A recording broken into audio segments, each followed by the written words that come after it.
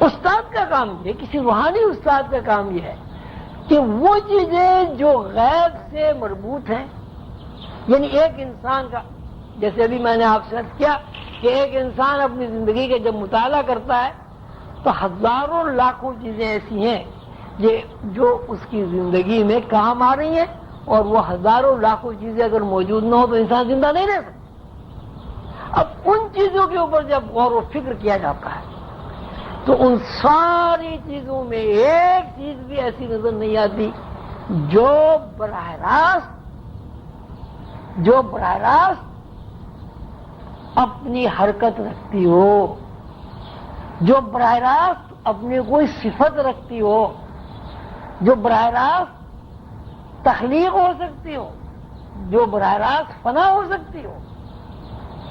جس طرح انسان بے اختیار پیدا ہوتا ہے اور بے اختیار مر جاتا ہے، اسی طرح انسان کی زندگی میں کام آنے والی تمام اشیاء بے اختیار ہیں، اور وہ بے اختیار اشیاء اللہ تعالیٰ کی طرف سے اس بات کی پابند ہے کہ انسان کی زندگی کا ایندھن بنے، انسان کی زندگی کو نشو و نما دیں۔ تو جب آپ بار بار اس بات پر غور و فکر کریں گے اور جتنا ذہن آپ کا زندگی کی حرکات و سکانات کو سامنے رکھتے ہوئے، یہ زندگی میں کام آنے والے وسائل کو سامنے رکھتے ہوئے آپ کا ذہن اللہ کی طرف متوجہ ہوگا، اسی مناسبت سے آپ کے اندر استغنا کی طرزیں پیدا ہوں گی، اور جس مناسبت سے آپ کے اندر استغنا کی طرز پیدا ہو جائے گی، اسی مناسبت سے آپ غیب کی دنیا سے واقفیت حاصل کر لیں گے۔ اس لیے کہ اللہ جو ہے وہ غیب ہے، اللہ ایک ایسی ہستی ہے جو غیب کی دنیا میں بستا ہے۔ غیب کی دنیا سے مراد یہ کہ جس کو آپ کا شعور ادراک نہ کر سکے۔ اللہ غیب کا مطلب یہ نہیں ہے کہ اللہ ایسی جگہ بیٹھے ہوئے جہاں آپ دیکھ ہی نہ سکے۔ اللہ تو خود کہتا ہے میں تو ہر انسان کے اندر موجود ہوں، لیکن اللہ ایک ایسا غیب ہے جس غیب کے ادراک کے لیے شعوری نشو و نما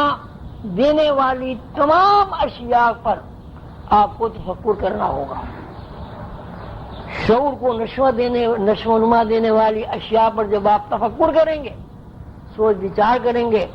تو ایک ہی بات آپ کے ذہن میں آئے گی کہ یہ سب اللہ کی بنائی ہوئی ہیں، اللہ کی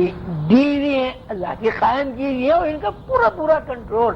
اللہ کے ہاتھ میں ہے۔ اور یہ وہ طرز فکر ہے جس کو انبیاء کی طرز فکر کہا جاتا ہے۔ اللہ تعالیٰ کے قانون کے مطابق انبیاء کی ایک ایسی طرز فکر ہوتی ہے، اللہ کے نظام کے تحت ان کو ایسی طرز فکر عطا کر دی جاتی ہے کہ انبیاء کبھی اپنی ذاتی حیثیت سے کچھ نہیں سوچتے۔ وہ اتنے زیادہ اللہ سے واقف ہوتے، وہ تخلیقی امور سے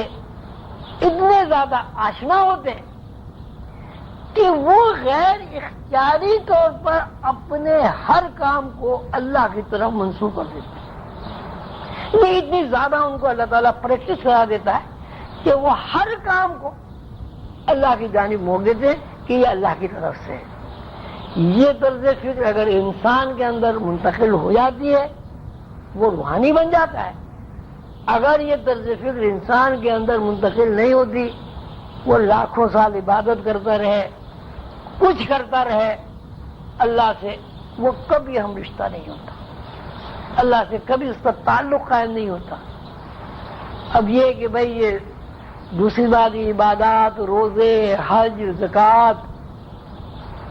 ان کے اوپر بھی اگر آپ شریعت کی حدود میں رہ کر غور کریں، وہاں بھی آپ کو ایک ہی بات نظر آتی کہ نماز اگر کوئی بندہ قائم کرتا ہے تو نماز کی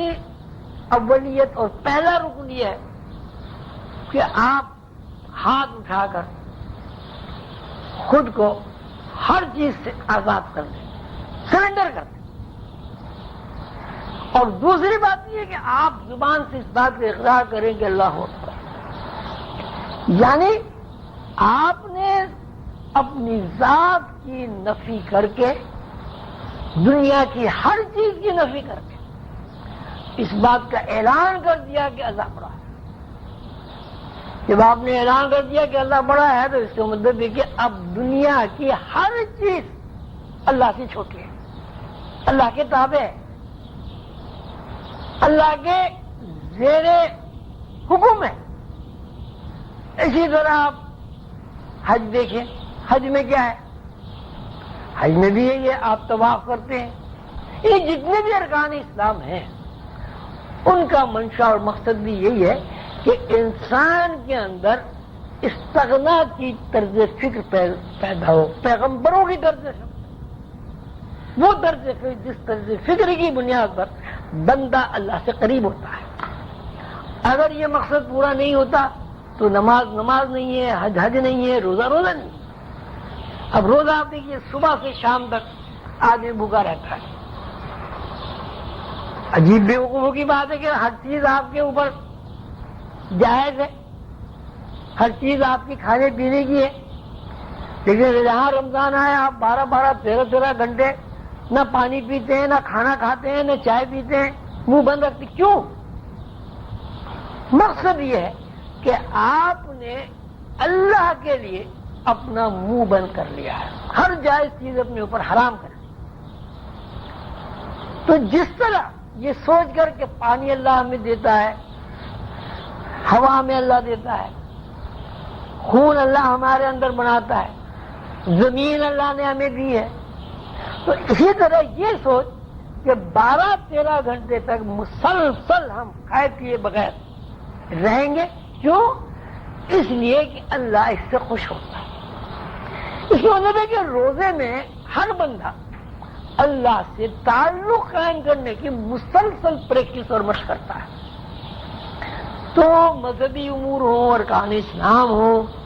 عام زندگی ہو، اگر اس کے اندر استغنا نہیں ہے، استغنا سے مراد یہ ہے کہ اللہ تعالیٰ کی قربت کا احساس نہیں ہے، تو وہ بندہ ہو سکتا ہے جنت میں چلا جائے، ہو سکتا ہے اللہ تعالیٰ اس کی مغفرت فرما دے، لیکن وہ روحانی نہیں ہو سکتا۔ جنت کا حصول بالکل الگ بات ہے، روحانیت بالکل الگ بات ہے۔ روحانیت کا مطلب ہے کہ اس دنیا میں زندہ رہتے ہوئے غیب کی دنیا میں داخل ہو کر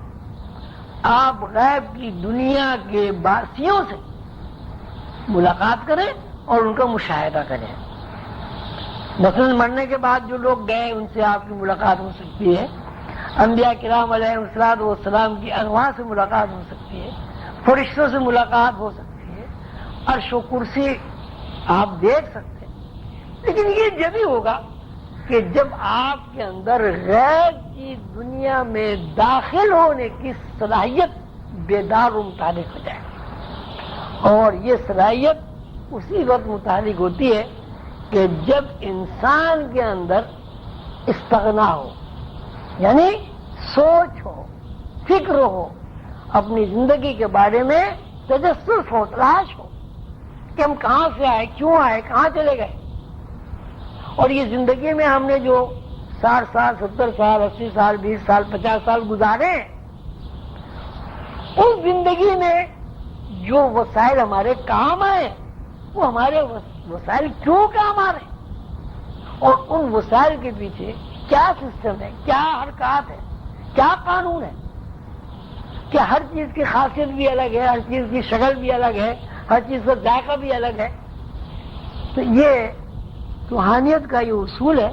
کہ ہر شخص کو یاد رکھنا چاہیے کہ جب تک انسان کے اندر استغنا یعنی انبیاء کی طرز فکر پیدا نہیں ہوگی، اس وقت تک کوئی انسان